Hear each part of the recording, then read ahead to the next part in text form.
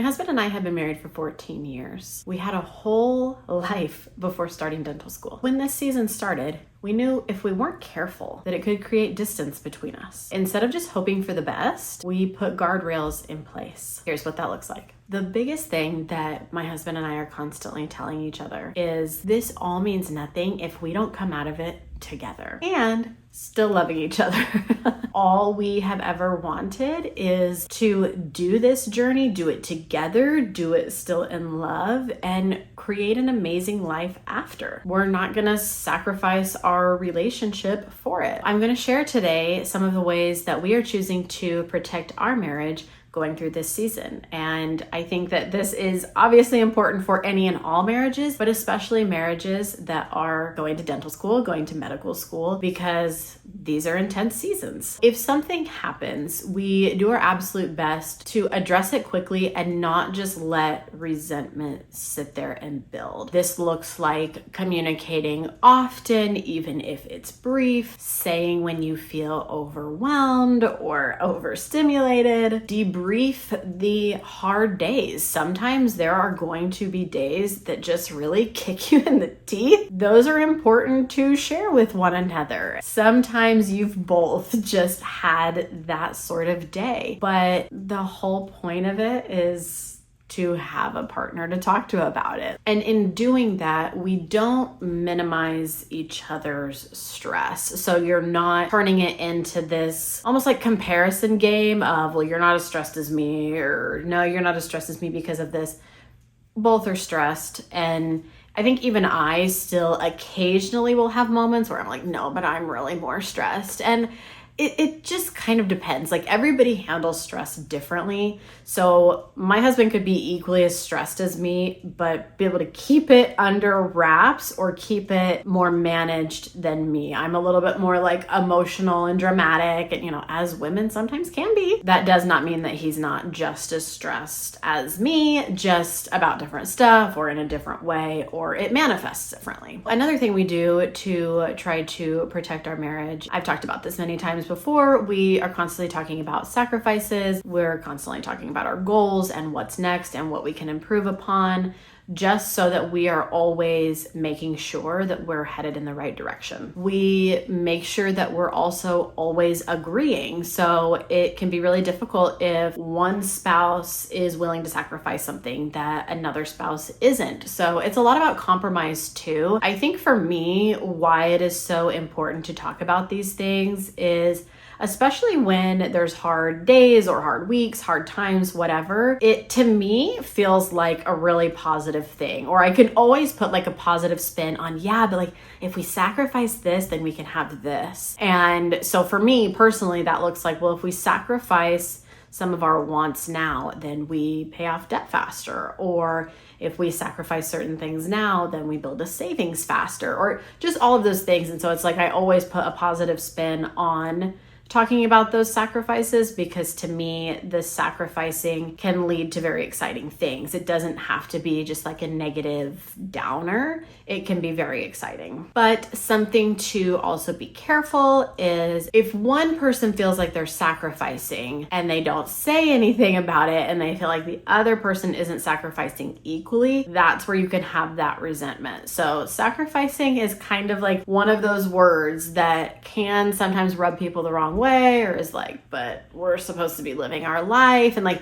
it kind of depends on what you're talking about. If you're talking about it like in a financial sense, or what category you're putting sacrifice in. So just something to talk about and like be very clear with, like, okay, are we both on the same page? You don't want any like resentment to build because one person feels like they're doing something and the other one isn't seeing it the same way. Something that I haven't touched on before yet is protecting your unity in front of your kids. This is something that has always been very important to my husband and I. What that looks like is we don't undermine each other as parents, and we make it clear that we are 100% a team. This can be tricky if you don't agree on like parenting styles, which hopefully before you had children or before you have children, that's something that you try to lock down. My husband and I have always been 100% on the same page when it comes to discipline and parenting styles and all of that. Thank goodness, because we were so young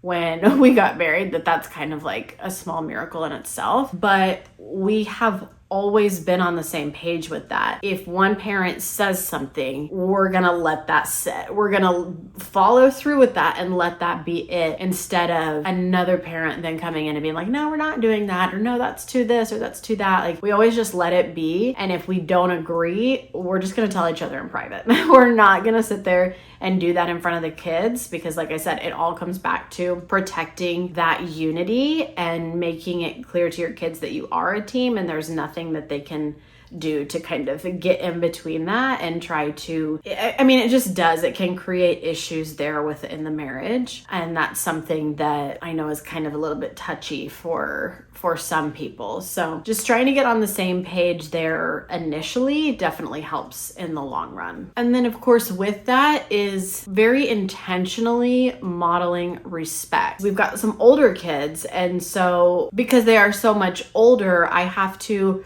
really be careful and watch and make sure that I'm not saying something bad about their dad and then them hearing that and it's starting to create this whole thing. So it's like we don't sit there and talk about each other behind the other's back. If our kids do like bring a complaint to us about the other parent, then we always have that parent's back. If I say something, if I give a punishment, the kids go complain to their dad, he's going to sit there and just immediately say, well, that is what it is. There's like, what do you want me to do about that? That's what your mom said, so that's just what is.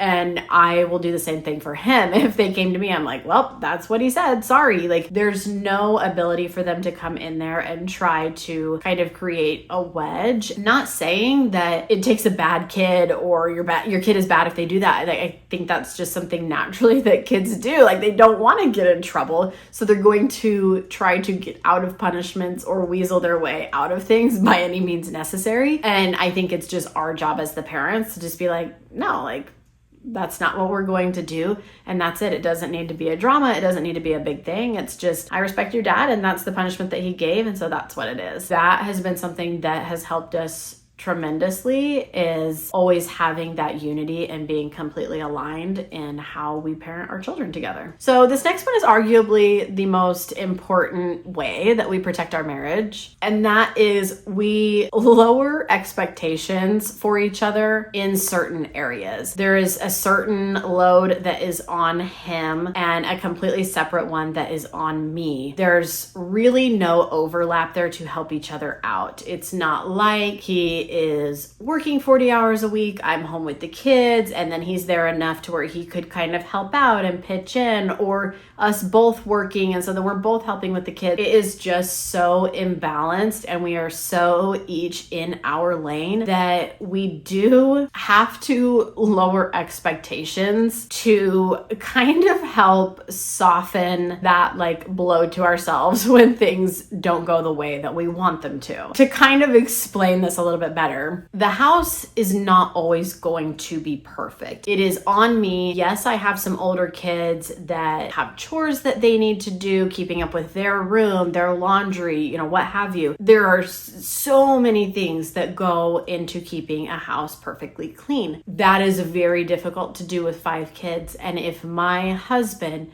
expected the house to always be perfectly clean when he came home, there would be issues there, 100%. Just like if I was expecting, with everything that he has going on with school and just trying to do well in his classes so that he doesn't lose his scholarship and, keep his grades as high as he possibly can, it would be unfair of me to say, okay, here's my honey-do list. You have to have these things done. You have to pitch in with this. You have to, it's just not realistic, and it's only going to make me upset. It's only going to create friction and cause fights. And so we lower our expectations for each other. He knows that the house is not always going to be perfectly clean.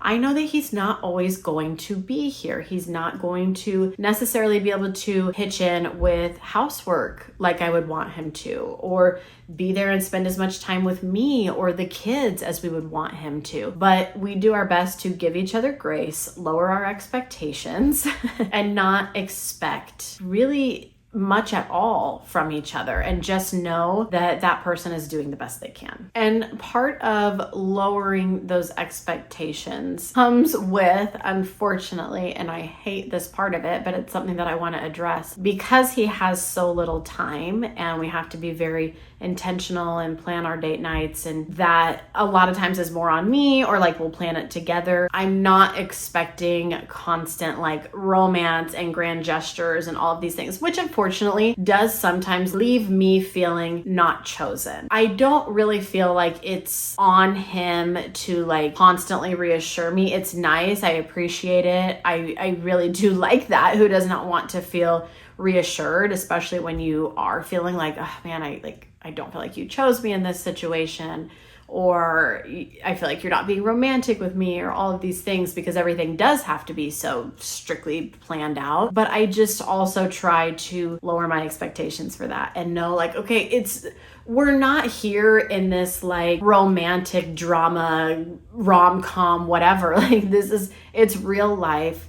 It's a hard season. It's a tough time. And I just am grateful for what I get and the time that I do spend with him. And even though our date nights are planned out and there's not a lot of spontaneity, and it's very much, this is what we're doing tonight and this is this and planned out, like it's temporary. Again, like everything kind of comes back to that, like it is temporary. And if he had more time to be able to be more romantic or this or that or whatever, he would. And I'm giving him that grace and saying that I believe that he would. It is hard, and I think we want to believe like they can do it all. Like they can make me feel this way, and they can be here for me, and they can whatever and blah, blah, blah. But it's like, at what point is it you're just placing way too much on someone else? So just something to keep in mind. The most important thing though is that you do try your best to let each other know, like we still choose each other. Maybe that just looks like once a week date nights, or I know for us, like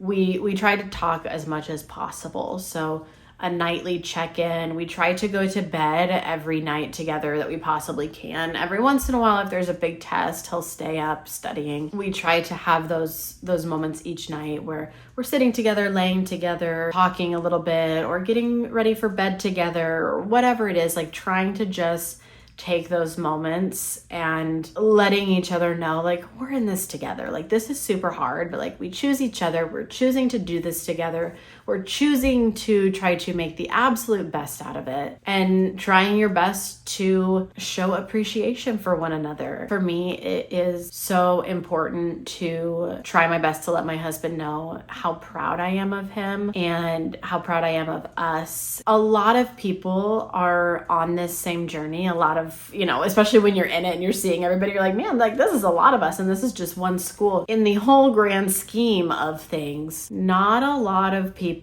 do this, and it is special. It is something that is admirable, and I think just letting my husband know that, like, you're here, you're doing this, like, you're amazing, you're smart, you're, gassing him up, but that is important to me, because this is not just a small thing. This is a big deal, and they are working so incredibly hard to make not just their dream come true, but the family's dream come true. Ultimately, you can't control the workload, you can't control the debt, but you can control how you show up for each other. And that's what we're choosing to focus on in this season. I'll see you guys in the next one.